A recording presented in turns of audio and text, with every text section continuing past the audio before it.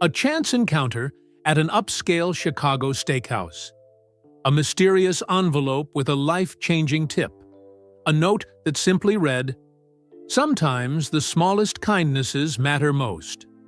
When Marcus Reyes, a 43-year-old waiter at Gibson's Steakhouse, serves basketball legend Michael Jordan one ordinary Tuesday night, he has no idea his life is about to change forever. The $10,000 tip Jordan leaves behind seems completely random. An inexplicable act of generosity from a celebrity known for his competitive spirit more than his sentimentality. But nothing about this gesture is random.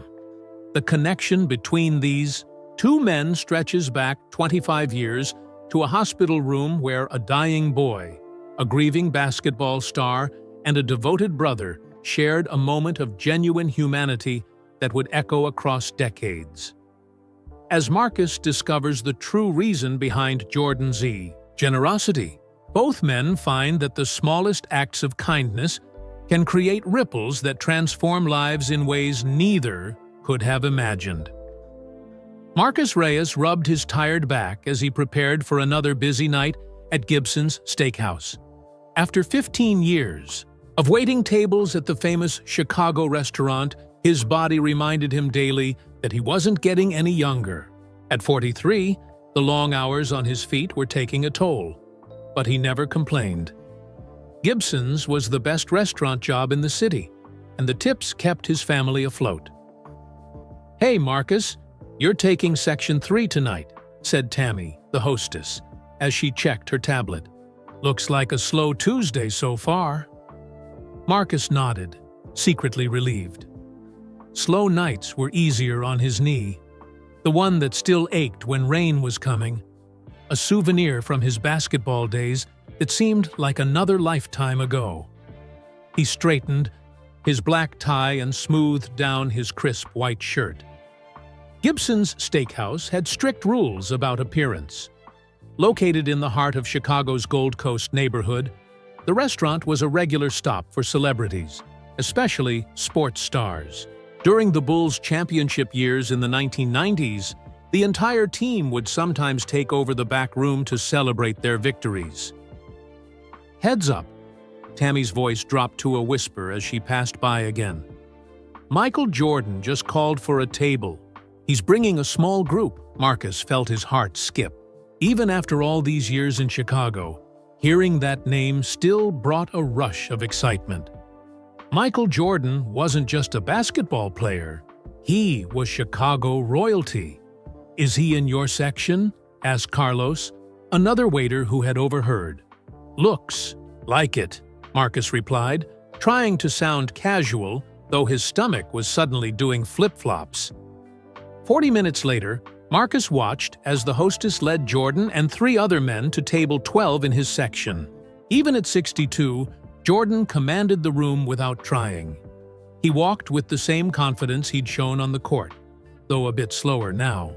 He wore a perfectly tailored gray suit that probably cost more than Marcus made in 3 months. Marcus gave them a few minutes to settle in before approaching the table. He'd learned that celebrities appreciated being treated normally, not fawned over. Taking a deep breath, he walked over with 4 waters and his best professional smile. "Good evening, gentlemen. Welcome to Gibson's. My name is Marcus, and I'll be taking care of you tonight." Jordan looked up, and Marcus was struck by his eyes. They weren't the fierce, competitive eyes he remembered from countless Bulls games he'd watched on his small TV. They seemed tired, maybe even sad. "Thank you, Marcus," Jordan said with a nod. His voice was quieter than Marcus expected. Marcus handed out the menus and described the evening's specials with practiced ease, despite his racing heart. One of Jordan's companions, a man with silver hair who Marcus recognized as a Hornets executive, asked detailed questions about the wine list. Another talked loudly on his phone, despite the restaurant's policy against it. The third man, younger than the others, barely looked up from his own phone. Throughout the meal, Marcus provided perfect service. Water glasses never less than half. Full, plates cleared promptly. New silverware for each course. Jordan mostly listened as his companions discussed business, occasionally nodding or offering short responses. He ordered the bone-in ribeye, Gibson's most famous cut, but barely touched the sides. Marcus noticed he seemed distracted, his mind somewhere else entirely. "Is everything tasting good, sir?" Marcus asked when he checked on them midway through. The main course, Jordan looked up, seeming to really see Marcus for the first time. "Everything's excellent. Thank you for asking." He paused, studying Marcus's face. "Have you worked here long?" 15 years next month, sir." Jordan nodded slowly. "You look familiar somehow." "I've been told I have one of those faces," Marcus said with a smile, though his heart was racing again. Had Jordan recognized him from all those years ago? Impossible. As the evening progressed, Marcus noticed Jordan checking his watch several times. When it came time for dessert, Jordan declined while his companions ordered the chocolate cake to share. While serving the cake, Marcus accidentally bumped Jordan's water glass, splashing a few drops on the tablecloth. "I'm so sorry, sir," Marcus said, mortified by the mistake. "Don't worry about it," Jordan said, moving his napkin to cover the small wet spot. There was unexpected kindness in his voice that made Marcus look up. Their eyes met briefly, and Marcus saw something in Jordan's expression. A flash of recognition, perhaps? But then it was gone. When the bill came, Jordan's silver-haired companion reached for it, but Jordan intercepted it. "I've got this one. Phil!" He handed over his black card without even looking at the total. As the men prepared to leave, Jordan hung back while his companions headed toward the door. He pulled an envelope from his suit jacket. "Marcus," he said quietly, "you provided excellent service tonight." "Thank you, sir." "It was my pleasure," Marcus replied, standing straighter. Jordan held out the envelope. "Don't open this until after I leave, all right?" Marcus took the envelope, confused but nodding. "Of course, Mr. Jordan. Thank you." "Sometimes we cross paths with people for a reason," Jordan said, his voice so low Marcus barely caught the words. Then, with a final nod, he turned and walked away, joining his waiting companions at the door. Marcus slipped the envelope into his pocket, assuming it contained the kind of generous tip celebrities sometimes left. Maybe $100, or even $2. Jordan had always been known as a big tipper, one of the reasons servers at Gibson's hoped to get his table. As he cleared the dishes, Marcus couldn't shake the feeling that something strange had just happened. Why had Jordan singled him out? And why had those dark eyes seemed so familiar in their sadness, like looking in a mirror on his worst days? He finished cleaning the table, reset it with fresh linens, and continued with his shift, the envelope burning in his pocket like a mystery waiting to be solved. Whatever was inside, Marcus knew that this Tuesday night had suddenly become anything but ordinary. Marcus finished his last table at 11:30, later than usual for a Tuesday. The restaurant had filled up unexpectedly after Jordan's party left, as if word had spread that the basketball legend had been dining there. His fingers kept brushing against the envelope in his pocket throughout his shift, but he kept his promise not to open it until after Jordan was gone. In the break room, Marcus hung up his apron and sat down heavily on the wooden bench. His knee throbbed after the busy night. Carlos and Tammy were counting their tips at the small table nearby. "So?" Carlos asked, raising his eyebrows. "What did His Airness give you?" Marcus pulled out the envelope. It was cream-colored and heavy, made of expensive paper. His name was written on the front in neat handwriting. He carefully opened it, not wanting to tear whatever was inside. His hands froze when he saw what it contained. "Marcus, "You okay, man?" Carlos asked, leaning forward. Marcus couldn't speak. He pulled out a check and stared at it, blinking hard to make sure he wasn't seeing things. The check was made out to Marcus Reyes for $10,000. "Holy," he whispered, his voice failing him. "What is it?" Tammy asked, coming closer. Marcus handed her the check, his hands shaking slightly. Her eyes widened.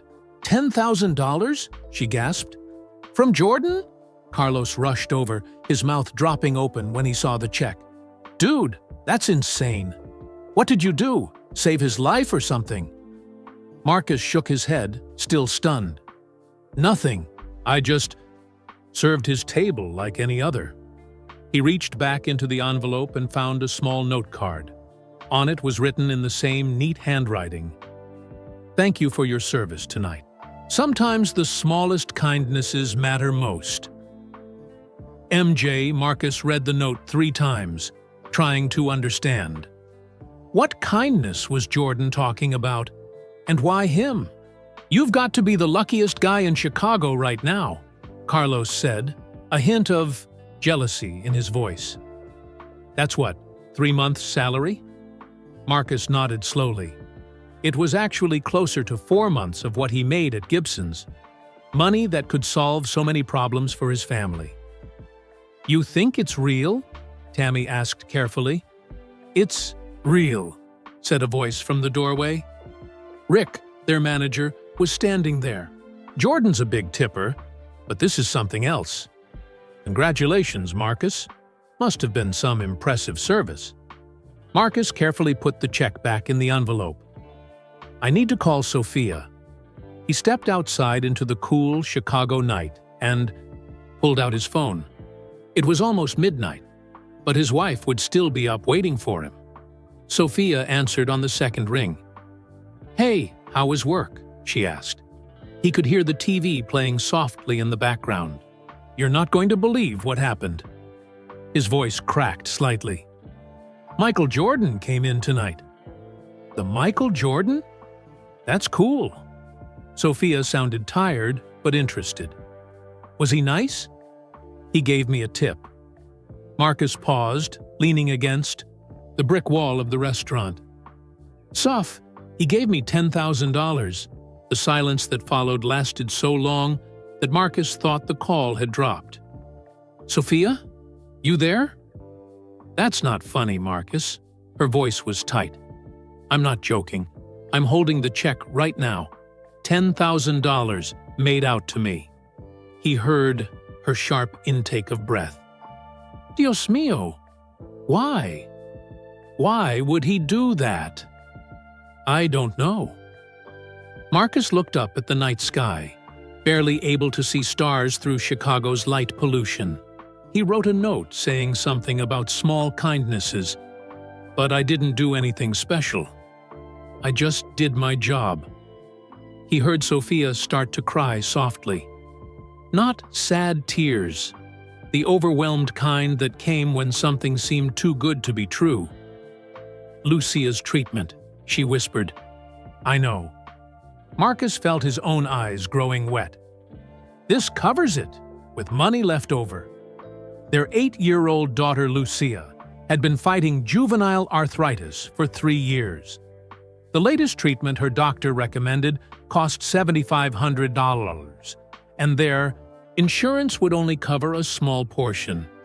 They had been saving for months, but were still far short. "Maybe it's a mistake," Sophia said, her practical nurse's mind kicking in.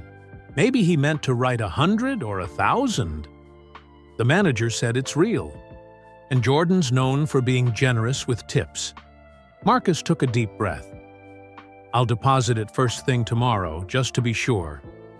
When Marcus got home 30 minutes later, Sophia was waiting up for him in their small living room. She hugged him tightly when he showed her the check, both of them looking at it in disbelief. "Did he say anything else?" she asked, as they sat on their worn couch. "Not really." Marcus frowned, remembering. "He did say I looked familiar, but I figured he was just being polite." "Have you ever served him before?" No, never. And I would have remembered. Marcus rubbed his knee absently. The weird thing is, he seemed sad somehow. Not like you'd expect Michael Jordan to be. Sophia rested her head on his shoulder. Famous people have problems too, I guess. Yeah, Marcus stared at the check again. But why me? Don't question miracles, Sophia said, squeezing his hand. Just be grateful. They stayed up late talking about what this meant for them. Besides Lucia's treatment, they could finally fix the car that kept breaking down, maybe even start a small college fund for her. As he lay in bed that night, Marcus couldn't sleep. He kept seeing Jordan's eyes, dark and somehow familiar in their sadness. There was a connection there, something just out of reach in his memory. Though, next morning, Marcus took the check to their bank before his shift. The teller's eyes widened when she saw it, but she processed it without question. As Marcus watched her stamp the deposit slip, he felt both relieved and uneasy. The money would change everything for his family. But the mystery remained. Why had one of the greatest basketball players of all time given a life-changing tip to a waiter he didn't know, or did he? Marcus walked home from the bank, taking the long way through Harrison Park. The morning was cool for May, with spring flowers pushing up through the soil. His mind was still spinning from the events of the previous night. $10,000. It didn't seem real. The small, two-bedroom apartment in Pilsen that he shared with Sophia and Lucia was on the third floor of an old brick building. It wasn't fancy, but it was home. The neighborhood had changed over the years, fancier coffee shops and art galleries moving in, but it still held on to its Mexican-American roots that reminded Sophia of her childhood. As Marcus climbed the stairs, he could hear Lucia's laughter through the door. The sound made him smile. His daughter's joy was the most precious thing in his world. He found Lucia at the kitchen table, working on a school project. Paper, markers, and glue sticks were scattered across the surface. She looked up when he entered, her dark eyes, so much like Sophia's, lighting up. "Dad! Mom said you had a famous person at your restaurant." Marcus bent down to kiss the top of her head. "I sure did, mija. Michael Jordan himself." Lucia's eyes widened. "The Michael Jordan? The one on my poster?" "The very same." Marcus glanced at the Chicago Bulls poster that hung on their living room wall. Jordan soaring through the air, tongue out, in his famous dunk pose. Sophia emerged from their tiny bedroom, dressed in her blue nurse's scrubs for her shift at Cook County Hospital. "Did you take care of the check?" she asked quietly. Marcus nodded. "All set. Should clear in a few days." Sophia's shoulders relaxed visibly. She looked younger suddenly, some of the worry lines around her eyes softening. "I called Dr. Patel's office. They can get Lucia in for the first treatment next week if we make the down payment today." "I'm getting a new treatment?" Lucia asked, looking up from her project. Marcus sat down next to his daughter. "That's right. It might help your joints feel better, so you won't have as much pain." Lucia considered this with the serious face she often wore when discussing her condition. A face too grown up for an 8-year-old. "Will I be able to play basketball again?" The question squeezed Marcus's heart. Before her diagnosis, Lucia had loved shooting hoops with him at the neighborhood court. Now, on bad days, she could barely hold a pencil without pain. "We hope so, sweetheart. This treatment has helped other kids a lot." Lucia nodded and returned to her project, a diorama of the solar system. Marcus watched her small hands carefully gluing a tiny Earth to its wire orbit. Her fingers were slightly swollen today, not a good sign. After Sophia left for her shift and Lucia was settled in front of the TV watching cartoons, Marcus went to their bedroom and reached up to the top shelf of the closet. He pulled down an old shoebox filled with mementos he rarely looked at anymore. Inside were newspaper clippings, photographs, and a folded blue and red jersey with Reyes 23 on the back, his old DePaul University basketball uniform. Marcus had chosen the number because of Jordan. Like so many kids growing up in Chicago during the Bulls' championship years, he sifted through the photos, his younger self in mid-jump shot, cutting down the net after a conference championship, arm in arm with teammates. A lifetime ago, before the injury, before reality had crushed his dreams. Marcus had been good. Not NBA good, but good enough to earn a full scholarship to DePaul, one of Chicago's top basketball programs, coming from his neighborhood that had been a miracle in itself. Basketball was supposed to be his ticket out of poverty, his way to give his family a better life than his parents had. Then came the conference finals his junior year. One bad landing, a twist of his knee, and a tear no surgery could fully repair. His scholarship continued, but his basketball career was over. The doctors had told him he'd never play competitively again. For months afterward, Marcus had fallen into a dark place, his identity shattered. Who was he if not a basketball player? It took years to rebuild himself. He finished his degree in communications, but the jobs he'd hoped for never materialized. He started waiting tables to pay the bills, fell in love with Sophia, and eventually found peace with his new path. Sophia had been his rock during those difficult years. They'd met at a mutual friend's party when Marcus was still angry at the world. For taking away his dream, she'd called him out on his self-pity, telling him everyone had disappointments in life. It was what you did afterward that mattered. Marcus put the photo album aside and pulled out one more item from the box, a small hospital wristband. It hadn't been his, but his brother, Mateo's. The sight of it still brought a pang of grief after all these years. Mateo had been 2 years younger than Marcus, always following his big brother around the neighborhood courts, trying to copy his moves. When Mateo was diagnosed with leukemia at 16, Marcus had spent every moment he could at his brother's bedside at Cook County Hospital. Even with his busy basketball schedule at DePaul, he'd visit daily, often doing homework in the uncomfortable hospital chair while Mateo slept.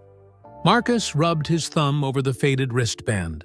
Mateo had fought hard, but the cancer had been too aggressive.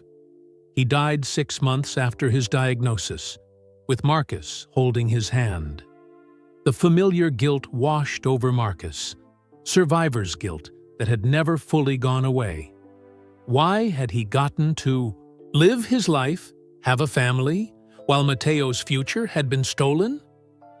When Lucia was diagnosed with juvenile arthritis 3 years ago, the fear had nearly paralyzed Marcus. History seemed to be repeating itself. But this time was different. Arthritis wasn't cancer. With proper treatment, Lucia could live a normal life, if they could afford it. Even with both Marcus and Sophia working, the medical bills had steadily drained their savings.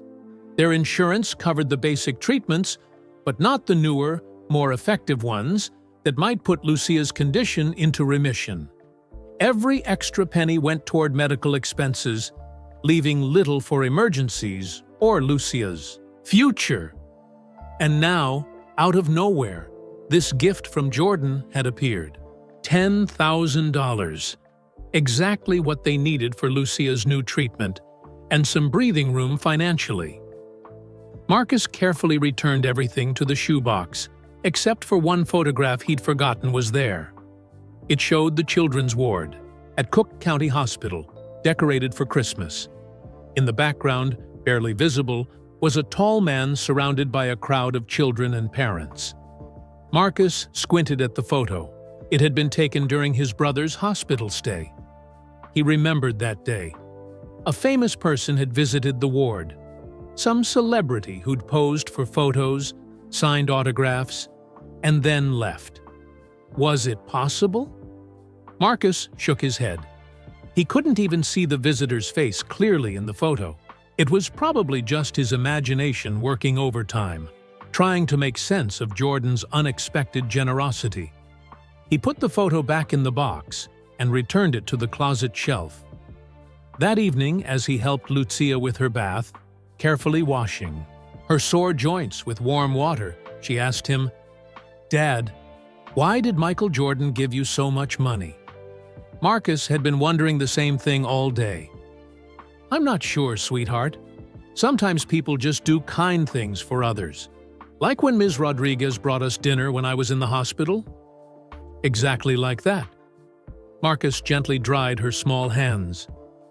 The world can be a hard place sometimes, but there are good people who help each other when they can. "When I grow up, I want to help people too," Lucia said, her face solemn. "Like Mom does." Marcus smiled, his heart full. "You will, Mija. You already do. Just by being you." Later that night, after Lucia was asleep, Marcus sat at their small kitchen table, writing a thank you note to Jordan. He wasn't sure if the basketball star would ever read it, or even how to get it to him, but he needed to express his gratitude somehow. As he wrote, Marcus kept coming back to Jordan's words. Sometimes the smallest kindnesses matter most, wondering what kindness Jordan believed he had shown. The mystery remained, like a half-remembered dream. But as Marcus signed his name to the note, he decided some gifts didn't need to be fully understood to be appreciated. Sometimes, they just needed to be passed forward. The next morning, Marcus stared at the thank you note on the kitchen table. He'd written and rewritten it several times, trying to find the right words. "How do you thank someone for changing your child's life?" "Still working on that?" Sophia asked as she poured herself coffee. She was off work today, a rare weekday, at home. "It doesn't seem enough," Marcus replied, pushing the paper toward her. "Just words on a page." Sophia read the note, her eyes softening. "It's perfect, Marcus. Simple and honest." Marcus sighed. "But how do I even get it to him? It's not like Michael Jordan is listed in the phone book. He owns the Charlotte Hornets, right? You could send it to their office." Sophia sat down across from him. "But maybe add something personal, something that shows what this means to us." "Like what?" Sophia thought for a moment. "What about a picture of Lucia? The one from the park with her basketball?" Marcus nodded slowly. It was a perfect photo. Lucia sitting in her wheelchair at the neighborhood court, proudly holding her miniature basketball, wearing her 2023 Bulls jersey. They'd taken it a few months ago on one of her good days when they could go outside. "I still don't understand it," Marcus said, turning his coffee mug in circles. Jordan seemed different, quiet, almost sad. "Famous people have problems too," Sophia repeated her words from the night before. "Money and fame don't protect you from loss or pain." Marcus thought about Jordan's well-known history. His father's murder in 1993, his first retirement from basketball, his comeback. Even legends faced tragedy. "I'm going to look him up," Marcus decided, pulling his laptop from the kitchen counter. "Maybe there's something in the news." "About what?" Sophia asked, raising an eyebrow. "I don't know. Something that might explain why he'd give a random waiter $10,000. Marcus spent the next hour searching for news about Michael Jordan. There were plenty of articles about the Charlotte Hornets' recent games, Jordan's business ventures, and charity events, but nothing unusual or personal. No recent losses or health scares that might explain his subdued mood at Gibson's. Sophia leaned over his shoulder as he scrolled through yet another sports website. Maybe it's not about him at all. Maybe he really did just recognize you from somewhere. But from where? Marcus closed the laptop in frustration. I've never met Michael Jordan before. Are you sure? Sophia asked gently. Chicago's not that big for someone like him. Maybe your paths crossed years ago. Marcus shook his head. I would remember meeting Michael Jordan. They were interrupted by the sound of Lucia's crutches in the hallway. On bad days like today, she needed them to walk. Mom? Dad? Can we call Dr. Patel now? About the new medicine? Sophia and Marcus exchanged a look. They'd told Lucia about the treatment, but not about the check from Jordan. They had decided to keep that private. Children didn't need to know about financial struggles or unexpected windfalls. I already called this morning, Sophia said, helping Lucia to a chair. We have an appointment next Wednesday. Lucia's face lit up. Really? That soon? Really? Marcus confirmed, pushing away thoughts of Jordan for the moment. Lucia's smile was all that mattered. Later that afternoon, while Lucia napped and Sophia went to pick up groceries, Marcus printed the photo of Lucia at the basketball court. Looking at her hopeful face, her Bulls jersey too big for her small frame, he made his decision. He would send the thank you note and photo to the Charlotte Hornets' main office, addressed to Jordan personally.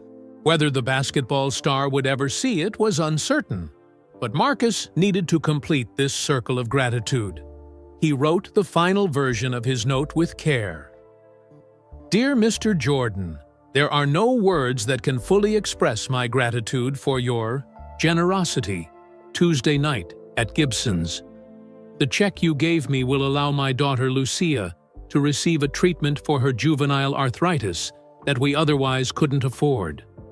I'm not sure why you chose to help me, but I want you to know what a difference it will make in an 8-year-old girl's life. Lucia loves basketball, just like her dad did. Before her condition worsened, she would spend hours shooting hoops at our neighborhood court. Her dream is to play again someday. I've enclosed a photo of Lucia in her favorite jersey. Your number, of course. She's your biggest fan, with deepest thanks. Marcus Reyes Marcus read it over once more, folded it carefully, and placed it in an envelope with the photo. He addressed it to the Charlotte Hornets headquarters in North Carolina, adding ATTN Michael Jordan, personal, on the envelope. After Ifees, dropping it in the mailbox on the corner, Marcus felt a weight lift from his shoulders. He had done what he could to express his thanks. The rest was out of his hands. That evening, as they ate dinner together, Lucia asked out of nowhere, Dad, do you think Michael Jordan remembers every basketball game he played? Marcus considered the question. Probably not every single one. He played hundreds of games in his career. But he'd remember the important ones, right? The championships and stuff? I'm sure he does, Marcus answered, curious about her train of thought. Why do you ask? Lucia shrugged, pushing her food around her plate. I was just thinking about how I can't remember what it feels like to play basketball without hurting. I don't want to forget. Marcus felt his throat tighten. You won't forget, Mija. And soon, with this new treatment, maybe you'll make new memories of playing. Promise? Her dark eyes, so serious, locked onto his. I promise we'll do everything we can, Marcus said carefully.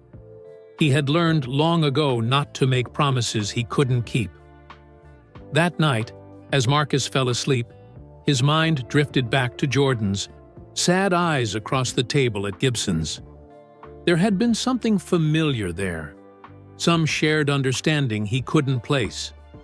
Soon, he dreamed of basketball courts and hospital corridors, the two worlds blending together in his subconscious, searching for a connection that remained just out of reach. 2 weeks passed. Lucia had her first treatment at Dr. Patel's office, an IV infusion that left her tired but hopeful. Marcus picked up extra shifts at Gibson's, determined to save additional money for future treatments. Life returned to its normal rhythm, though the mystery of Jordan's generosity still lingered in Marcus's mind. He didn't expect to hear anything back from his thank you note. Celebrities like Jordan probably received thousands of letters from fans and never saw most of them. Still, Marcus had done what he could to express his gratitude. On a rainy Wednesday afternoon, Marcus's phone rang while he was getting ready for his evening shift. The caller ID showed an unfamiliar number with a North Carolina area code. "Hello?" he answered, balancing the phone between his ear and shoulder as he tied his shoes. "Is this Marcus Reyes?" asked a woman's professional voice. "Yes, this is Marcus." "Mr. Reyes, my name is Andrea Wilson. I'm calling on behalf of Michael Jordan and the Charlotte Hornets organization." Marcus froze, his shoelace forgotten. "Yes?" "Mr. Jordan received your letter and photo." The woman's tone warmed slightly. "He was touched by your story about your daughter Lucia." "Oh, that's good to hear." Marcus stammered, unsure what else to say. "Mr. Jordan would like to extend an invitation to you and your family," Andrea continued. "The Hornets will be playing the Bulls in Chicago next Friday. He would like to provide VIP tickets for you, your wife, and your daughter." Marcus sat down heavily on the edge of his bed. "VIP tickets?" "Yes, sir. 3 seats near the Hornets bench. And Mr. Jordan would like to meet with your family briefly after the game, if that would be possible." "Meet with your family." The words echoed in Marcus's head. Michael Jordan wanted to meet Lucia. "Mr. Reyes? Are you still there?" "Yes, sorry," Marcus said quickly. "That's incredibly generous. We would be honored." "Excellent. I'll email the details to you. Would the email address from your letter be best?" "Yes, that's perfect. Thank you." After hanging up, Marcus stared at the phone in disbelief. Not only had Jordan received his letter, but he was now inviting them to a game and offering to meet with them afterward. It made no sense, unless Jordan really did recognize him from somewhere. When Marcus told Sophia that evening, she was equally shocked. VIP seats? Those must cost a fortune. "And he wants to meet Lucia after the game," Marcus added, still processing it all. Sophia's eyes widened. "Why? I mean, it's wonderful, but I don't know." Marcus shook his head. "Maybe he does charity, work with kids who have juvenile arthritis? Maybe the photo of Lucia touched him somehow?" "Well, whatever the reason, this will be the highlight of Lucia's life," Sophia said. "Meeting her basketball hero, she'll never forget it." They decided to tell Lucia that weekend, not wanting her to have to wait too long. On Saturday morning, they sat her down in the living room. "Mija, we have a surprise for you," Marcus began, trying to contain his excitement. "A good surprise?" Lucia asked cautiously. In her experience, surprises sometimes meant doctor visits or hospital stays. "The best surprise," Sophia assured her. "Remember how Dad met Michael Jordan at his restaurant?" Lucia nodded, her eyes already widening with anticipation. "Well," Marcus continued, "Mr. Jordan has invited us, all 3 of us, to see the Hornets play the Bulls next Friday, with special seats right near the players." Lucia's mouth dropped open. "Really? We're going to see Michael Jordan? And that's not all," Sophia added, unable to hold back her smile. "After the game, you're going to meet him." For a moment, Lucia sat perfectly still, as if afraid any movement might make the surprise disappear. Then she launched herself from the couch, ignoring the pain in her joints, and threw her arms around Marcus.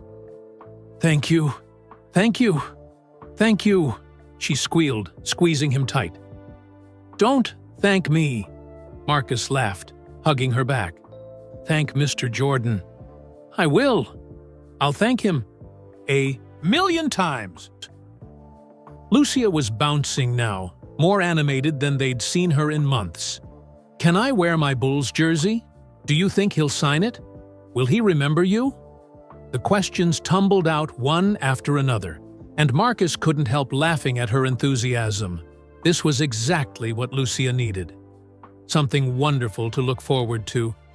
A reason to smile through the pain of her daily treatments. The next week crawled by for Lucia, but flew past for Marcus and Sophia as they prepared for the big night. They made sure Lucia's treatments were scheduled to avoid any conflicts, and Marcus arranged to take the evening off from Gibson's. Finally, Friday arrived. Marcus had never seen Lucia so excited. She insisted on wearing her Bulls jersey, the TT, same one from the photo they'd sent Jordan, over a long-sleeved shirt, since the arenas were always cold. Sophia helped her with her hair, tying it back in a neat ponytail with a red scrunchie. "How do I look?" Lucia asked, twirling carefully in front of them. "Beautiful," Sophia said, her eyes suspiciously bright. "Like the world's biggest Bulls fan," Marcus added with a grin. They arrived at the United Center early, following the instructions in Andrea Wilson's email. A Hornets staff member met them at a side entrance, away from the main crowd. "The Reyes family? I'm Kevin, Mr. Jordan's assistant. For tonight," the young man smiled, handing them special passes on lanyards. "These will get you to your seats and the private area after the game." He led them through a series of hallways and finally out to the arena floor. Marcus had been to Bulls games before, but never with seats like these, 5 rows up from the court, directly behind the visitors' bench where the Hornets would sit. "These are amazing seats," Marcus whispered to Sophia as they settled in. "I can't believe we're really here," she whispered back. Lucia sat between them, her eyes huge as she took in the massive arena slowly filling with fans. When the teams came out for warm-ups, she grabbed Marcus's arm so tightly it almost hurt. "Dad! There he is! Michael Jordan!" Jordan wasn't playing, of course. He was the team owner now, not a player, but he was standing near the Hornets bench in a perfectly tailored suit, talking with coaches and staff. Even from a distance, his presence commanded attention. Throughout the game, Lucia was completely absorbed, cheering for both teams. "I like the Bulls best, but Mr. Jordan owns the Hornets, so I have to cheer for them too." The Bulls were winning by a narrow margin, and the crowd was electric. During a timeout in the fourth quarter, Jordan glanced over at their section. His eyes found Marcus, and he gave a small nod of recognition. Marcus nodded back, still amazed that any of this was happening. The Bulls won by 3 points in an exciting finish. As the crowd began to disperse, Kevin returned to escort them to a private room behind the arena. "Mr. Jordan will join you shortly," he said, showing them to comfortable chairs. "Can I get you anything while you wait? Water? Soda?" Lucia was too excited to sit. "Do you think he'll really come? Will he talk to me?" "He will," Marcus assured her, though part of him still wondered what all this was about. 10 minutes later, the door opened and Michael Jordan walked in. In person, he seemed even taller than Marcus remembered from the restaurant. Jordan smiled when he saw Lucia's Bulls jersey. "So you're a Bulls fan, even though your dad supports the Hornets tonight?" he asked her, his deep voice gentle. Lucia was momentarily speechless, staring up at her hero with wide eyes. Then she found her voice. "I like both teams, but the Bulls are my favorite because of you, even though you don't play anymore." Jordan laughed. A real laugh, not the polite one Marcus had heard at Gibson's. "That's fair. You must be Lucia." He knelt down to her level, an unexpectedly humble gesture from a man of his stature, and offered his hand to shake. Lucia took it, carefully, her small hand disappearing in his famous palm. "I hear you're a basketball player too," Jordan said. Lucia's face fell slightly. "I was, but my joints hurt too much now." "I understand about injuries," Jordan said, his tone serious. "I had plenty in my career, but you know what? Sometimes you can come back stronger." "That's what my dad says," Lucia replied, glancing at Marcus. He hurt his knee playing basketball too. Jordan looked up at Marcus with interest. "Is that right? Where did you play?" "DePaul," Marcus answered. "Nothing like your career, of course. Just college ball." "DePaul's a good program," Jordan said with a nod. "What position?" "Shooting guard." "Like father, like daughter, huh?" Jordan smiled at Lucia again. He reached behind him, where Kevin was waiting with a basketball. "I have something for you." He handed Lucia the ball. It was signed not just by Jordan, but by the entire Hornets team. Lucia's eyes widened as she carefully took it in her hands. "This is the best present ever," she whispered, looking from the ball to Jordan and back again. "Wait till you see what else I brought." Jordan nodded to Kevin, who stepped out and returned with a Hornets jersey, child-sized, with the number 23 and Reyes printed on the back. Lucia gasped. "It has my name." "Now you can support both teams," Jordan explained with a wink. While Sophia helped Lucia try on the jersey over her Bulls one, Jordan turned to Marcus. "Could we speak privately for a moment?" Sophia caught Marcus's eye and nodded. "Slightly." "Lucia and I will see if Kevin can show us where the players exit. Maybe we can get a few more signatures on your ball." After they left with Kevin, Marcus found himself alone with Michael Jordan. The basketball legend's expression had changed, becoming more serious. "I want to explain about the tip," Jordan said quietly. "It wasn't random." Marcus felt his heart skip a beat at Jordan's words. The basketball legend gestured to the chairs, and they both sat down. "When I first saw you at Gibson's," Jordan continued, "I knew you looked familiar. But I couldn't place it that night. It was only later, after I left, that I remembered." Marcus leaned forward slightly. "Remembered what?" Jordan's expression grew distant, his eyes focusing on something far away. "It was 1993. Not a good year for me." Marcus nodded, knowing what Jordan was referring to. That was the year Jordan's father, James, had been murdered, a tragedy that had shocked the sports world and led to Jordan's first retirement from basketball. "After my father was killed," Jordan said quietly, "I was in a dark place. The Bulls organization suggested I do some charity appearances to keep my mind occupied. One of them was at Cook County Hospital's children's ward." Marcus felt a chill run through him. Cook County Hospital, where Sophia worked now, where his brother Mateo had been treated. "I remember that day clearly," Jordan continued. "The hospital had arranged a Christmas event, even though it was only October. Decorations, gifts for the kids, the whole thing. They thought it might be the last Christmas for some of those children." Marcus's mouth went dry. "I think I know which visit you're talking about." Jordan's eyes sharpened, focusing on Marcus's face. "You were there, weren't you?" "My brother was a patient in the children's oncology ward," Marcus said, his voice barely above a whisper. "Mateo Reyes. He was 16, fighting leukemia." Jordan nodded slowly. "I remember now. You were sitting by a bed where a boy was sleeping. While all the other kids and parents were clamoring for autographs and photos, you stayed put, The memory suddenly crystallized in Marcus's mind. That day in the hospital, Matteo weak from his latest round of chemo, barely able to stay awake. The commotion in the hallway as the greatest basketball player in the world made his way through the ward. Matteo was too tired to get up, Marcus explained, but he was such a huge Bulls fan. I didn't want him to miss meeting you.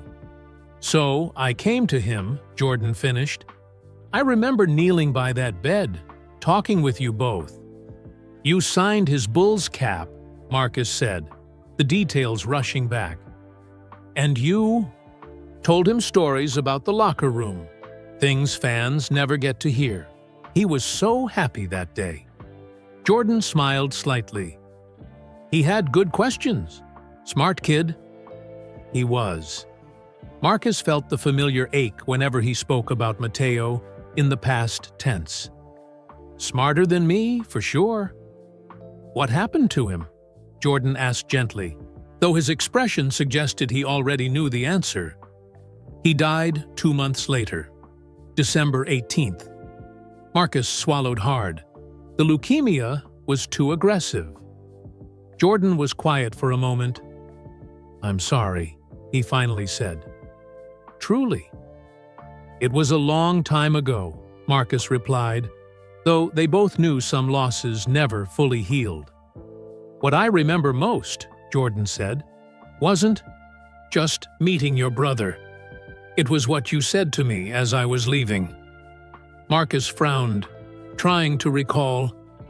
That day had been emotional, a bright spot in Matteo's difficult final months.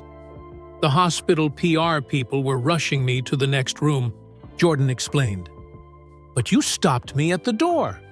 You said, you made my brother forget he was sick today. That's the greatest gift anyone could give us. The words echoed across time, and Marcus remembered saying them, remembered the intensity of his gratitude that day. That stuck with me, Jordan said quietly. I was going through my own grief over my father, feeling sorry for myself, despite all my success and money. And there you were, this college kid facing your brother's illness with such grace. Your words, they helped me that day, more than you could know. Marcus was speechless. The idea that he had somehow helped Michael Jordan seemed impossible. When I saw you at Gibson's, Jordan continued, something about you seemed familiar. It wasn't until later that night that it clicked. I looked up old photos from that hospital visit, and there you were in the background of one of them. So the tip? Marcus began, struggling to make sense of it all. A thank you, Jordan said simply, for a kindness you showed me during one of the hardest times of my life. When I read your letter about your daughter, it felt like things had come full circle somehow. Marcus shook his head in disbelief. But you gave us $10,000. What I said, it was just words. Sometimes words are exactly what someone needs to hear, Jordan replied. And the money, I can afford it. When I learned your daughter has juvenile arthritis, it hit close to home. How so? Jordan hesitated before answering. My former teammate's child was recently diagnosed with something similar. Watching him worry about his kid, seeing the medical bills pile up despite his NBA career, it reminded me that some challenges money can't solve entirely, but it can help ease the burden. They sat in silence for a moment, both processing the strange connection that had brought them together again after all these years. I never expected to be recognized, Marcus finally said. It was such a brief meeting, and it was over 25 years ago. I've trained myself to remember faces, Jordan explained. In my position, you meet thousands of people. The ones who make a genuine impact, they stick with you. Marcus thought about the photograph he'd found in his memory box, the one from the hospital with Jordan barely visible in the background. He'd dismissed it as coincidence, but it had been real all along. How is your daughter doing with her treatments? Jordan asked, changing the subject slightly. Better, Marcus said, grateful to focus on the present. The new medication seems to be helping. She had her first infusion last week. The doctors are hopeful. Good. Kids are resilient. Jordan glanced toward the door where Lucia had exited. She reminds me a little of your brother. That same spark in her eyes. Marcus nodded, feeling a lump form in his throat. He'd thought the same thing many times, but had never said it aloud. Thank you for noticing that. Jordan leaned forward, his expression serious. Listen, I have an idea I want to run by you. My foundation does work with children's health issues. We're planning a charity basketball tournament next month at DePaul, your alma mater. I've heard about it, Marcus said. The tournament had been in the Chicago sports news. We're looking for someone who understands both basketball and families dealing with childhood medical conditions. Someone to help coordinate with the families. Make sure the kids have a great experience regardless of their health challenges. Marcus stared at him, not quite comprehending. You mean like a volunteer position? Jordan shook his head. A paid, consulting role, with potential for something more permanent if it works out. You're offering me a job? Marcus couldn't keep the astonishment from his voice. I'm offering you an opportunity, Jordan corrected.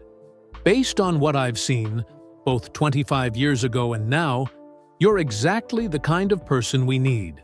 Someone who understands what these families are going through. Marcus's mind raced. A job with Jordan's foundation would mean leaving Gibson's, taking a chance on something completely new. But it would also mean using his own painful experiences to help others, creating meaning from loss, just as he'd tried to do all those years ago with Mateo. I don't know what to say, Marcus admitted. Say you'll think about it, Jordan replied. Talk it over with your wife. My assistant will contact you next week with the details. Before Marcus could respond, the door opened and Lucia burst in, her face glowing with excitement. Dad, look, I got 5 more signatures. She held up the re-T2. Basketball proudly. That's wonderful, mija. Marcus smiled, trying to compose himself after the emotional conversation. Jordan smoothly transitioned back into host mode, asking Lucia which players she'd met and what they'd said to her. The serious, reflective man from moments ago was replaced by the charismatic sports icon, making Lucia feel like the most important person in the room. As they prepared to leave, Jordan shook Marcus's hand firmly. Remember what I said. Sometimes the smallest kindnesses have the biggest impact. In the car driving home, Lucia chattered non-stop about meeting her hero, showing off her signed ball and New Jersey.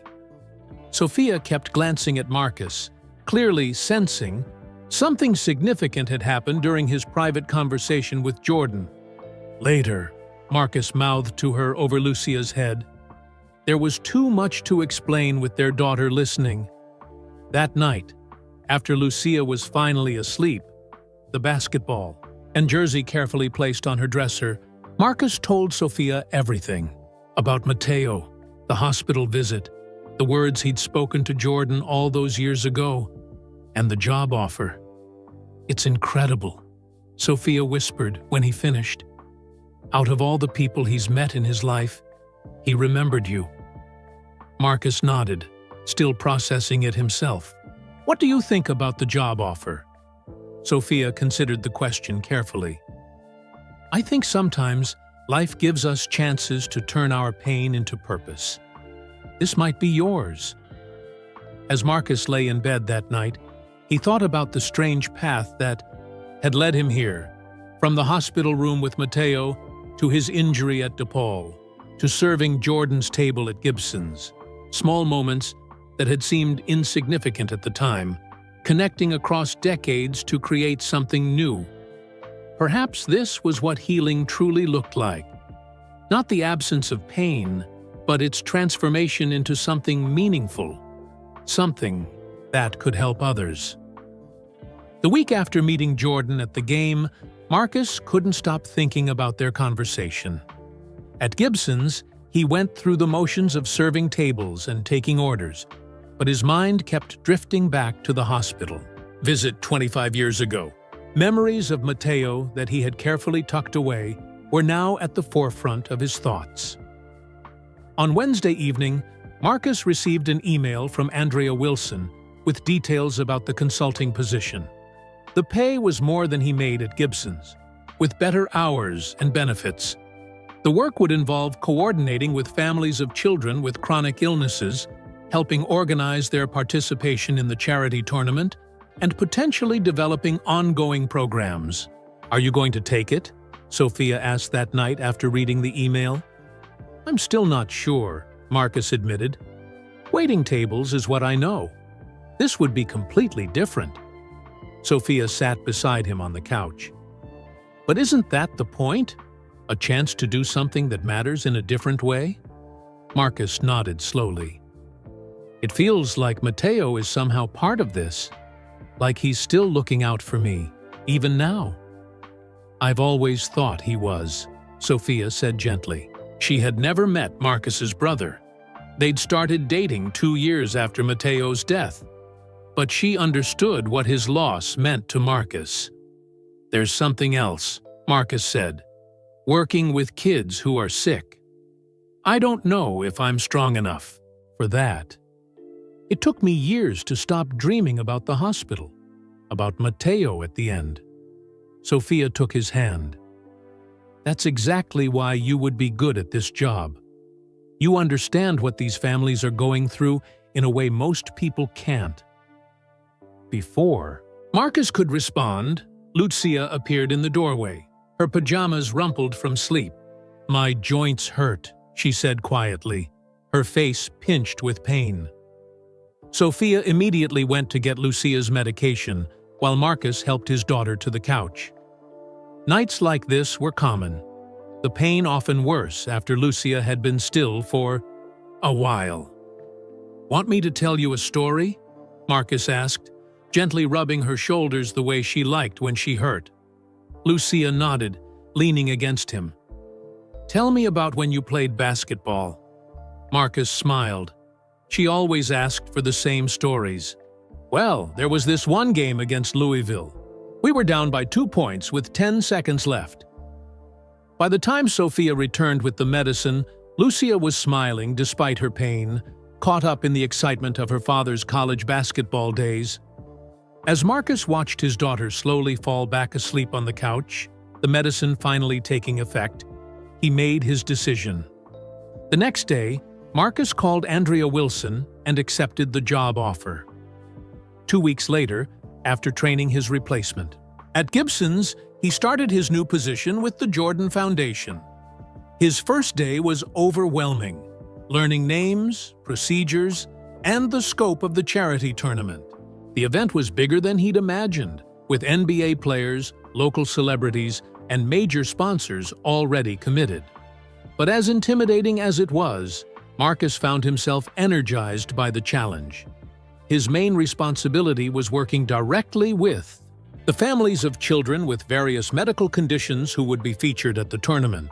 Some would participate in special games adapted to their abilities. Others would be honored guests, paired with NBA players as coaches for the day. All would benefit from the funds raised. During his 3rd week on the job, Marcus was surprised when Michael Jordan himself stopped by the foundation's Chicago office. The employees were used to Jordan's occasional visits, but Marcus still felt a flutter of nervousness when the basketball legend appeared in the doorway of his small office. "How's it going?" Jordan asked, settling into the chair across from Marcus's desk. "Good. Busy, but good," Marcus replied. "The response from families has been amazing. We've already filled all 30 spots for the kids' exhibition game." Jordan nodded, pleased. "I heard you suggested making custom jerseys for each kid with their name and favorite number." "It seemed important," Marcus explained. "When you're a kid with a medical condition, You spend so much time being a patient. This lets them just be basketball players for a day. Jordan studied him for a moment. That's exactly why I wanted you for this job. You get it. He paused. How's Lucia doing with her treatments? Better, Marcus said, touched that Jordan had remembered. The new medication is helping. She has more good days than bad now. Glad to hear it, Jordan said. Then, after a brief hesitation, I've been meaning to ask you something. That day at the hospital with your brother, it was a hard time for both of us. Marcus nodded, waiting for him to continue. After my father was killed, Jordan said quietly, I was angry all the time, at the people who did it, at the world, even at my father for being in the wrong place at the wrong time. He shook his head. Not my proudest moment. That's normal, Marcus said. Grief isn't logical. Maybe. But it was eating me up inside. Jordan leaned forward slightly. When I visited that hospital, I was doing it because my PR team said it would be good for my image. I wasn't in it for the kids, not really. I was too wrapped up in my own pain. Marcus was surprised by Jordan's candor. This wasn't the carefully polished public figure, but a man still processing his own past. But then I saw you with your brother, Jordan continued. The way you put his needs above everything else, even meeting me, which was a big deal back then. He smiled slightly. Still is, I guess. Mateo was always more important than meeting any celebrity, Marcus said simply. That's what hit me, Jordan said. Here I was, feeling sorry for myself, and there you were, facing something just as terrible but handling it with so much more grace. When you thanked me for making your brother forget he was sick, it was the first genuine moment I'd felt since my father died. Marcus was speechless. The idea that he had somehow helped Michael Jordan through his grief had never occurred to him. I went back to my car after that hospital visit and cried for the first time since the funeral, Jordan admitted. Not just for my father, but for those kids, for your brother. It helped me start to heal. I had no idea, Marcus finally said. How? Could you? You were dealing with your own family crisis. Jordan straightened in his chair. The point is, sometimes we help each other through hard times without even knowing it. That's what connected us back then, and what connects us now with this tournament. Shared pain, transformed into something better. Marcus recognized his own. Thoughts from the night after the Bulls game echoed in Jordan's words. How did you handle it? Marcus asked. After your father, I mean. How did you move forward? Jordan considered the question. Basketball helped, having something to pour myself into. But mostly, it was time and purpose. Finding ways to honor his memory by living the way he'd want me to live. That's what I tried to do with Mateo, Marcus said. Go to college, make something of myself like he always said I would. But after my knee injury, you lost your purpose, Jordan finished for him. For a while, yeah. But then I met Sophia, and later we had Lucia. Marcus smiled. They became my new purpose. And now you have this too, Jordan said, gesturing to the office around them. Using your experience to help other families. That's a powerful legacy for your brother. They talked for another half hour. No longer basketball legend and foundation employee, but two men who understood loss, resilience, and the long road of grief. Jordan shared stories about his father that he rarely discussed publicly, and Marcus talked about Mateo's last days, including moments of unexpected joy amid the sorrow. As Jordan prepared to leave, he paused at the door. By the way, I meant to tell you, I've invited some of my former teammates to the tournament, including the one I mentioned whose child has juvenile arthritis. I think you two might have a lot to talk about." After Jordan left, Marcus sat quietly at his desk, processing their conversation. It struck him how similar they were despite their vastly different lives. Both had experienced profound loss. Both had found their paths altered by circumstances beyond their control. And both had eventually found ways to create meaning from their pain. That evening, as Marcus helped Lucia with her homework, she asked out of nowhere, "Dad, do you think Tio Mateo would have liked Mr. Jordan?" Marcus looked at his daughter in surprise. He had told Lucia about her uncle, of course, but they didn't talk about him often. "Why do you ask?" Lucia shrugged. "I was just thinking about him because of your new job. Mom said it's helping kids who are sick, like Tio Mateo was." "Yes, it is," Marcus said. "And yes, I think Mateo would have loved meeting Michael Jordan. He was the biggest Bulls fan I knew." "Even bigger than me?" Lucia asked with a grin. "Well, maybe not quite that big," Marcus laughed, tapping her nose. "You're the champion Bulls fan of all time." That night, Marcus dreamed of Mateo again. But for the first time in years, it wasn't a dream filled with hospitals and sickness.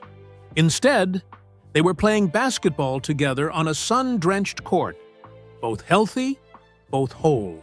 When he woke, Marcus found his face wet with tears, not of sorrow, but of peace.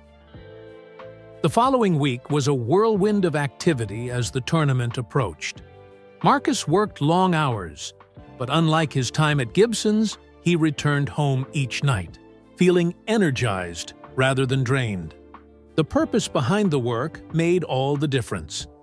The charity tournament was scheduled for a Saturday in mid-June at DePaul University's Sullivan Athletic Center.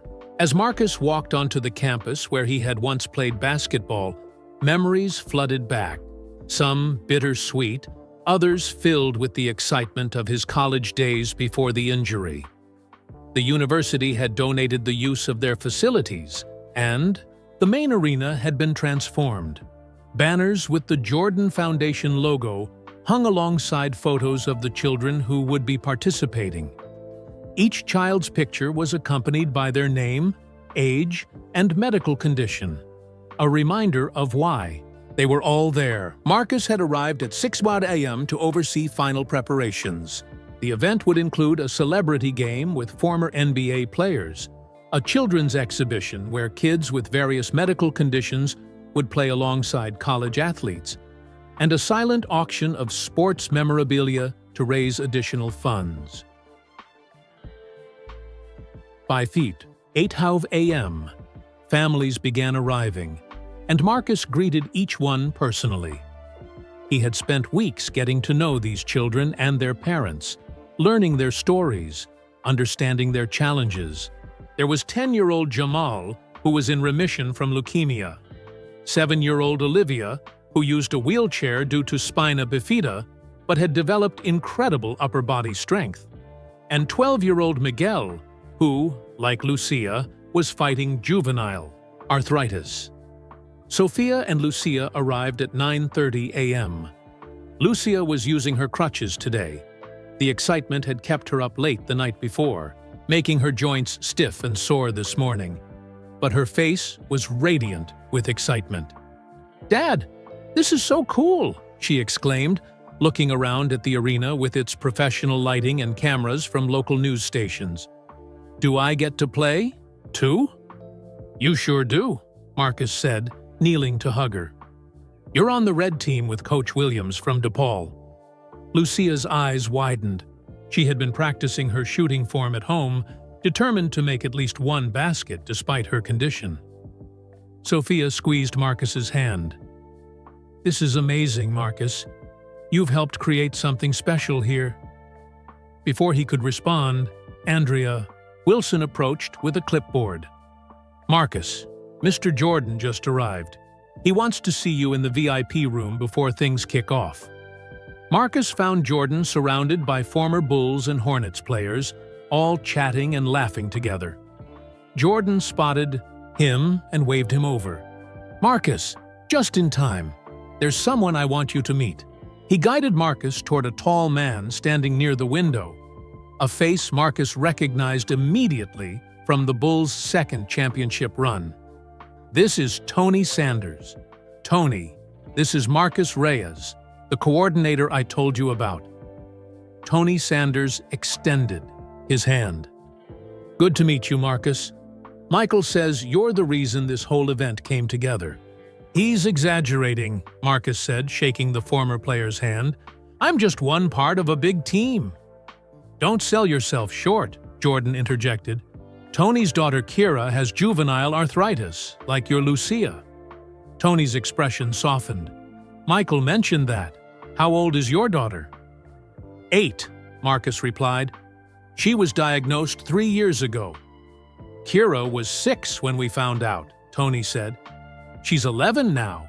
It's been a journey, man." For the next 15 minutes, they talked like any two parents of children with chronic illness, comparing medications, doctors, insurance battles, and small victories. Marcus found himself sharing struggles with Tony that he rarely discussed outside his immediate family.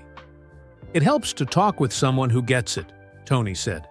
"Most people mean well, but unless you've been up all night with a kid in pain, you can't really understand," Marcus finished. "Exactly. That's why this tournament matters," Jordan said, rejoining them after greeting other guests. "It's not just about raising money, it's about bringing people together who can support each other." At 10:30 a.m., the event officially began. Jordan gave a welcome speech that was brief but heartfelt, thanking everyone for supporting the children and their families. Then the activities started, beginning with the kids' exhibition game. Marcus watched proudly as Lucia took the court with her team, her custom red jersey matching her determined expression. The rules had been adapted so that children with various abilities could participate: lower hoops for some, helpers for others, and modified scoring that rewarded effort as much as results. When Lucia made her first basket, a clean shot that barely touched the rim before going in, Marcus and Sophia leapt to their feet, cheering wildly. The crowd joined in, applauding each child's accomplishments with genuine enthusiasm. By midday, the celebrity game was underway. Jordan didn't play. His competitive days were behind him, but he coached one of the teams, shouting instructions and encouragement from the sideline.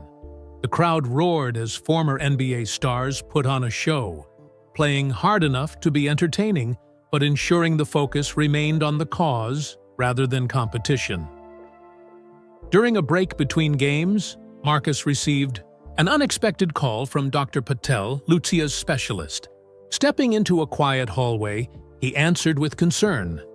Doctors rarely called on weekends unless something was wrong. "Mr. Reyes, I've been reviewing Lucia's latest test results," Dr. Patel said without preamble. "I wanted to let you know right away." Marcus's heart raced. "Is something wrong?" "Actually, quite the opposite," the doctor replied, his voice warm. "The new treatment is showing remarkable results. Her inflammation markers have decreased by over 40% since we started." Marcus leaned against the wall, relief washing over him. That's wonderful news." "It is," Dr. Patel agreed. "If this trend continues, we might see significant improvement in her mobility and reduction in pain within a few months. The medication is working better than I'd hoped." After thanking the doctor and promising to schedule a follow-up appointment, Marcus returned to the arena with a lightness in his step. He found Sophia watching the celebrity game with Lucia, who was now resting in her wheelchair after her exertion on the court. "Everything okay?" Sophia asked, noting his expression. Marcus knelt beside them. "Dr. Patel just called. Lucia's latest tests look great. The treatment is working." Sophia's hand flew to her mouth. "Really? Better than expected?" Marcus nodded, his eyes filling with tears. "Much better." Does that mean I might not need my crutches soon? Lucia asked, understanding enough to grasp what this meant. It's possible, Mija, Marcus said cautiously. We still have to be patient, but this is very good news. As the day continued, Marcus found himself looking around the arena with a sense of wonder. The tournament had exceeded all expectations.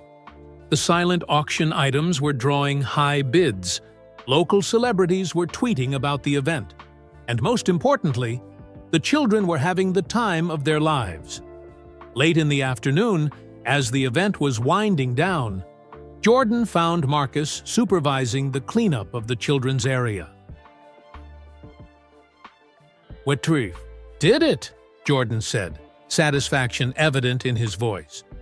"Early numbers suggest we've raised over $2 million. That's incredible," Marcus replied, amazed. "That will fund a lot of research and treatment programs." Jordan nodded, then lowered his voice. "I saw you talking with Tony earlier. What did you think?"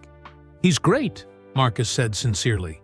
"It helps to connect with another parent who understands what we're going through with Lucia." "That's what I thought," Jordan said with a nod. "Which is why I want to expand this program. Not just an annual tournament, but ongoing support groups, regular activities for the kids, maybe even a camp next summer." "That sounds amazing," Marcus agreed. "I want you to run it," Jordan said simply. "Full-time, permanent position, building something that will last." Marcus stared at him. "Me? But I've only been with the foundation for a few weeks. And in that time, you've shown exactly why you're the right person for this," Jordan countered. "You understand these families because you're living it. You know basketball.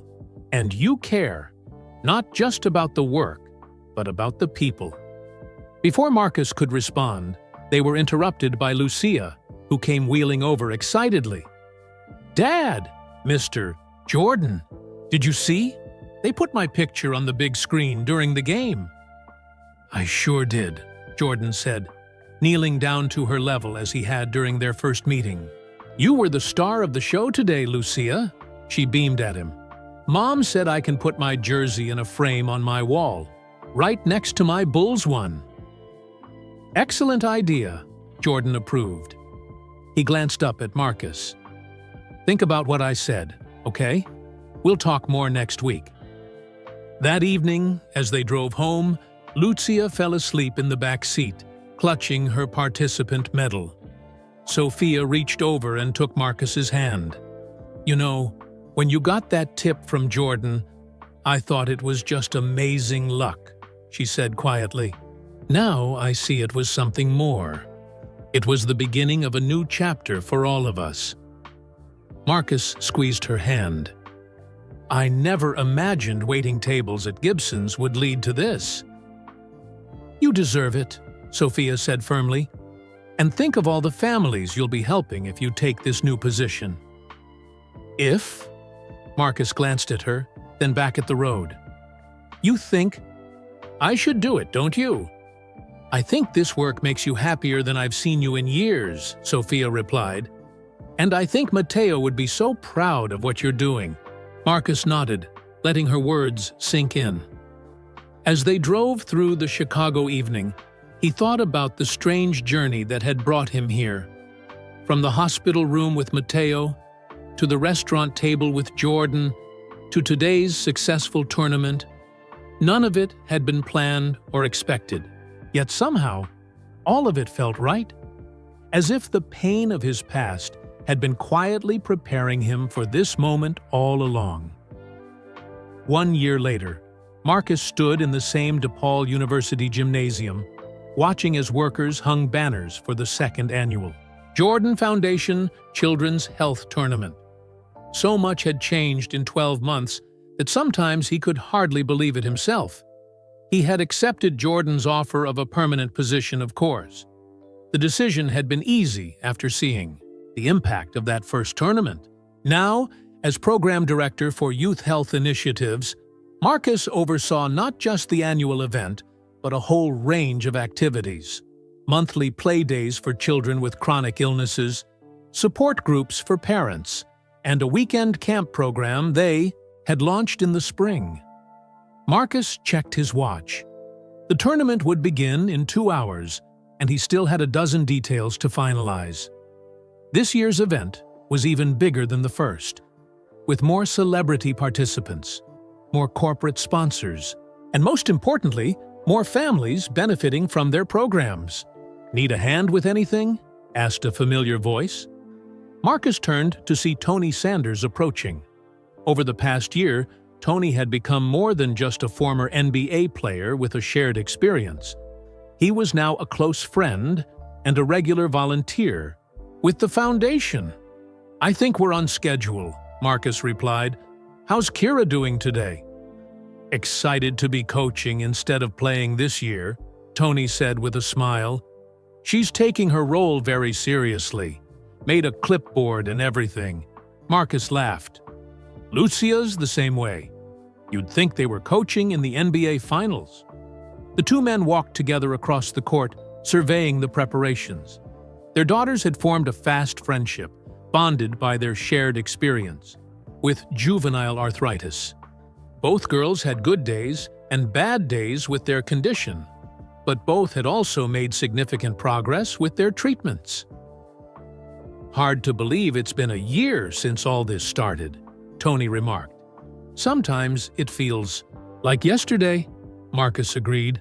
"Other times, it feels like I've been doing this my whole life."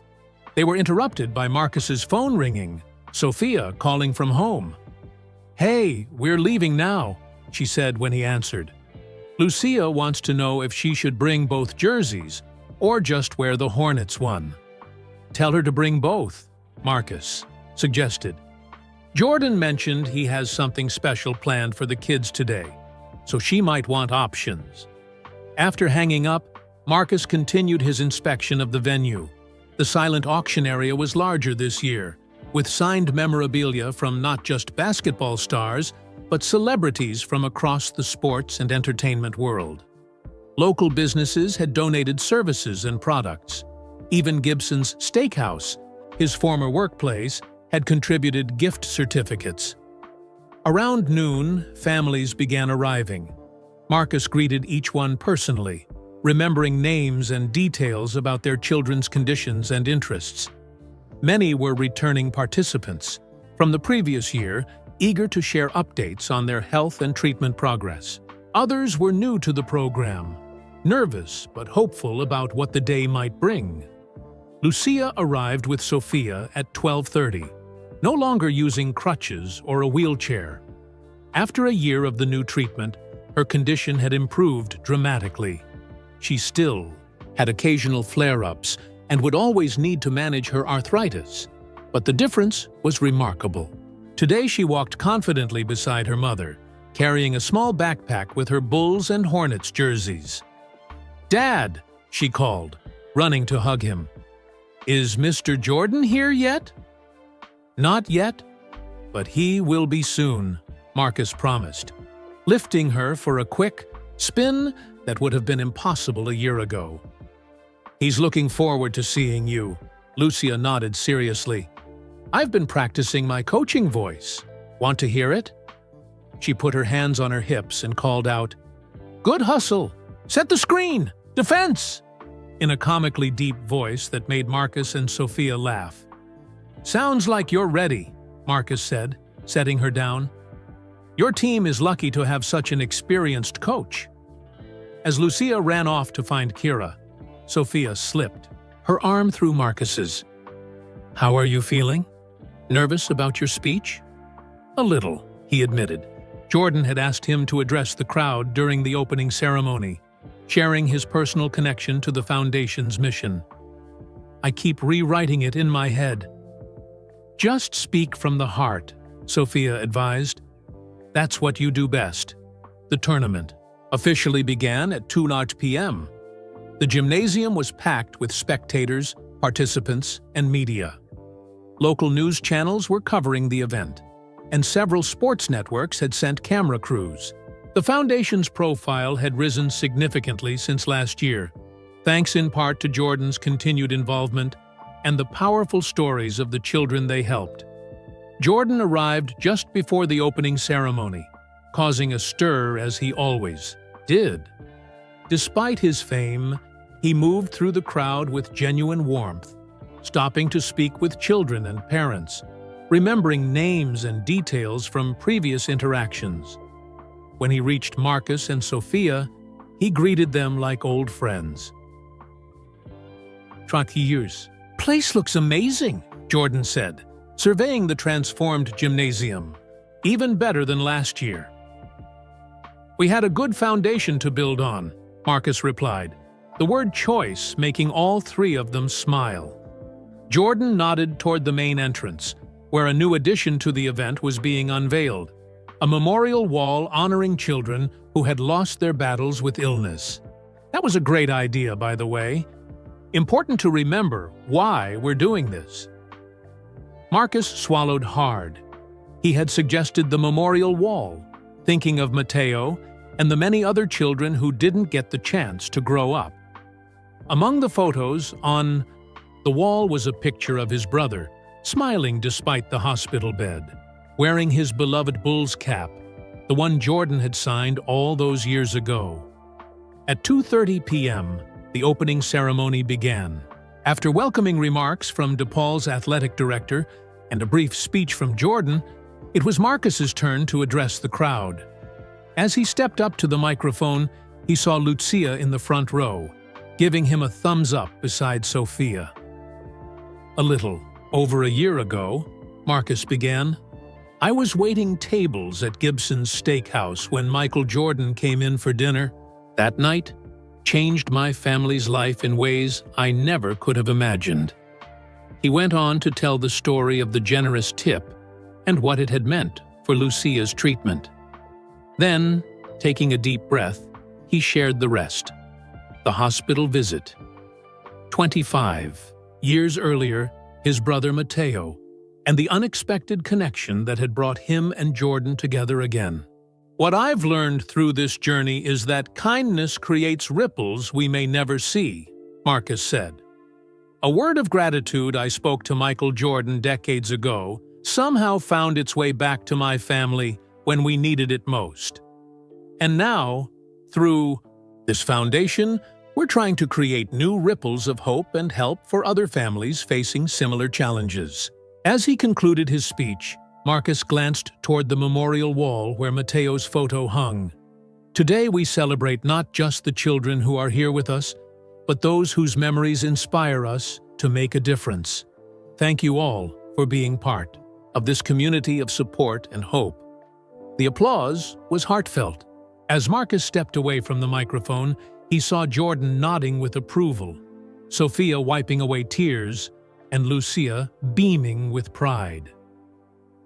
The day's events unfolded with the same energy and emotion as the previous year, but with the added confidence of experience. The children's exhibition games were once again the highlight, with Lucia and Kira coaching from the sidelines with impressive authority for 11 and 9-year-olds. During a break in the activities, Marcus found a quiet moment to visit the ABA memorial wall. He stood before Matteo's photo, remembering his brother's courage and humor even in his final days. "He would be so proud of you," Sophia said, appearing beside him and slipping her hand into his. "I hope so," Marcus replied. "Sometimes I still can't believe how everything connected. Matteo, Jordan, Lucia's condition, this foundation. Like pieces of a puzzle finally fitting together." "That's how life works sometimes," Sophia said. "The hardest pieces often create the most beautiful pictures in the end." Later that evening, as the tournament was winding down, Jordan hosted a small gathering in a private room for the foundation staff and a few special guests. Lucia and Kira were included, both girls thrilled to be part of the grown-up event. Jordan raised his glass of sparkling cider, a choice made deliberately so the children could participate in the toast. "To a successful second year, and many more to come." After everyone had clinked glasses, Jordan motioned for Marcus to join him. "I've got something to show you," he said, leading him to a side table where a leather portfolio lay. Inside was a proposal for a new initiative, a nationwide expansion of their programs, with regional tournaments in cities across the country, and a permanent summer camp facility for children with chronic illnesses. "What do you think?" Jordan asked. "Ready to take this to the next level?"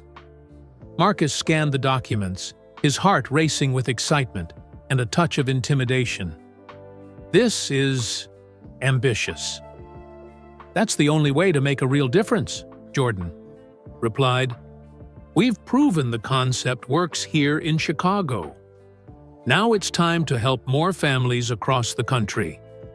As Marcus considered the proposal, he felt a tug on his sleeve. Lucia was standing beside him, her face flushed with happiness from the day's events. "Dad, can we do this again next year?" she asked. "Kira and I want to be coaches again, but maybe for different teams so we can compete against each other." Marcus smiled, looking from his daughter to Jordan and back again. "I think we'll definitely be doing this again, Miha. In fact, we might be doing even more." That night, as they drove home, Lucia fell asleep in the back seat, just as she had a year earlier. But this time, instead of clutching a participant medal, she held a small trophy inscribed with Coach of the Year. Marcus caught Sophia's eye, and they shared a smile. Who could have imagined that a $10,000 tip would lead to this new life? Not just the improved treatment for Lucia, but a purpose that honored Mateo's memory and helped countless other families. As he pulled into their driveway, Marcus thought about the strange, wonderful path that had brought them here. From tragedy had come connection. From a chance encounter had come opportunity. From shared pain had come healing, not just for his family, but for so many others. Sometimes, he reflected, the smallest kindnesses really did matter most. The second annual charity tournament had been even more successful than the first, raising nearly $3 million for children's health initiatives. As Marcus reviewed the final numbers in his office a week later, he felt a deep sense of satisfaction. The foundation was growing, reaching more families, making a real difference. His phone buzzed with a text from Jordan. "Need you at the DePaul gym tomorrow at 10 a.m. Special visitor coming. Important." Marcus was intrigued. They weren't scheduled to meet until next week to discuss the nationwide expansion plans. Who could this special visitor be? The next morning, Marcus arrived at the gymnasium to find Jordan waiting alone, sitting on the bleachers with a thoughtful expression. "Thanks for coming," Jordan said as Marcus approached. "There's someone I want you to meet. She should be here any minute." "Who is it?" Marcus asked, settling beside him. "An old friend," Jordan replied cryptically. "Someone from Cook County Hospital." Before Marcus could ask more questions, the gymnasium doors opened, and an elderly African-American woman entered. She walked slowly but purposefully, her back straight despite her years. Though her hair was now white, there was something familiar about her face. Jordan stood to greet her. "Harriet, thank you for coming." "Michael Jordan," she said, shaking his hand firmly. "Still as handsome as ever." Jordan smiled. "Harriet, this is Marcus Reyes, the foundation director I told you about." The woman turned to Marcus, studying his face. "Of course I remember you. Mateo's brother." Marcus froze. You know me?" "Harriet Thompson," she said, extending her hand. "I was head nurse on the pediatric oncology floor at Cook County for over 40 years before I retired. I was there the day Michael visited." Marcus shook her hand, memories flooding back. "Nurse Thompson, I do remember you. You used to sneak extra ice cream to Mateo when his appetite was bad." She nodded, pleased. "I did indeed. Had to bend the rules sometimes for my special patients. Jordan gestured for them all to sit. Harriet called me after seeing coverage of last year's tournament on the news. She recognized you, Marcus. I couldn't believe my eyes, Harriet said. There you were, talking about your brother and this foundation. It felt like things coming full circle. That's exactly how it feels, Marcus agreed, like all these pieces connecting across time. Harriet exchanged a glance with Jordan. There's something you should know, Marcus. Something that never made it into the official story. Marcus looked between them, confused. What do you mean? After Michael's visit to the children's ward that day, Harriet began, he did something that wasn't publicized, something only a few of us on staff knew about. Jordan looked down at his hands, suddenly appearing uncomfortable with the attention. What was it? Marcus asked, his curiosity growing. Harriet's eyes were kind but direct. He paid for Mateo's remaining hospital expenses. All of them. Marcus stared at her, unable to process what she'd just said. What? It's true, she continued. The day after his visit, the hospital received an anonymous donation specifically designated for Mateo Reyes's medical care. It covered everything: treatments, medications, even the private room your parents couldn't afford. But Mateo needed because of his compromised immune system. Marcus turned to Jordan, who was still looking down. You did that? Why didn't you ever say anything? It was anonymous for a reason, Jordan said quietly. I didn't want publicity for it. That wasn't the point. But all these years... Marcus shook his head, trying to make sense of this revelation. My parents struggled so much with those bills. They took out a second mortgage on their house. I always thought... They still had bills, Harriet clarified. The donation covered about 70% of Mateo's hospital expenses. But it made a significant difference. Marcus sat in stunned silence. All those years ago, long before the $10,000 tip at Gibson's, Jordan had already helped his family in a profound way, and none of them had ever known. I kept the secret all these years, Harriet said, but when I saw you working together, I felt you should know the full story. Why? Marcus finally asked Jordan. You didn't know us. We were just one of many families you met that day. Jordan was quiet for a moment. Your brother's attitude stuck with me. So sick, but still full of life. Asking me basketball questions like we were just two guys talking sports. And you, the way you put him first, stayed by his side instead of trying to get my attention like everyone else. He shrugged slightly. It felt right to help. Marcus felt tears welling in his eyes. I never knew. You weren't supposed to, Jordan said simply. Sometimes kindness works best that way. The three of them talked for another hour. Harriet shared stories about Mateo that Marcus had never heard. His jokes with the nurses, his friendship with other children on the ward, the way he always asked how others were feeling despite his own pain. She had kept track of some of her former patients over the years, but had lost touch with Marcus's family after Mateo passed. As they prepared to leave, Harriet took Marcus's hand in both of hers. Your brother would be so proud of what you're doing now. Using your own pain to help other families, that's exactly who he was too. Later that day, Marcus sat alone in his office, still processing what he had learned. The revelation that Jordan had helped his family even before they reconnected at Gibson's added another layer to their intertwined story. He picked up a framed photo on his desk, Lucia at the recent tournament, standing tall without crutches, or a wheelchair, her coach's whistle around her neck, flanked by Jordan and Marcus himself. Beside it was an older picture. Marcus and Mateo on a basketball court years ago, both grinning at the camera, arms around each other's shoulders, past and present, loss and healing, giving and receiving. The $10,000 tip that had changed their lives had never been random at all. It had been just one link in a chain of kindness that stretched back decades, connecting people through moments of compassion that echoed through time. Marcus finally understood the full meaning of the note Jordan had included with that tip. Sometimes, the smallest kindnesses matter most, because sometimes those small kindnesses weren't small at all.